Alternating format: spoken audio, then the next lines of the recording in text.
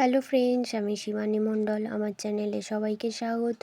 আগের দিন আমি টিউবার তুলে দেখিয়েছিলাম। আজকের আমি তোমাদেরকে টিউবার কীভাবে গামলাতে বসাতে হয় সেটা আমি দেখাবো। ওই একটা গামলা থেকে আমি আগের দিনকে এত কটা টিউবার পেয়ে গেছিলাম। আমি সব কটা কাটিং করে রেখে দিয়েছিলাম। দেখো তার মধ্যেও পাতা গজিয়ে গেছে। এরপর আমি আস্তে আস্তে হাত দিয়ে সাইড থেকে আমি মাটিটাকে সরিয়ে নিচ্ছি। প্রথমে আমি বলে দিই, মাটি হিসাবে আমি পাক মাটি ব্যবহার করেছি, কোনো সার ব্যবহার করিনি।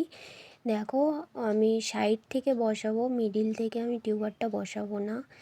আমি বেশি চাপছি না। দেখো এর ওপর থেকে আমি মাটিটা আস্তে করে দিয়ে দেব হাত দিয়ে সমান করে নিচ্ছি। মাটিটাকে সমান করে নেওয়ার পরে দেখো এরকম পাতা গজিয়েছে।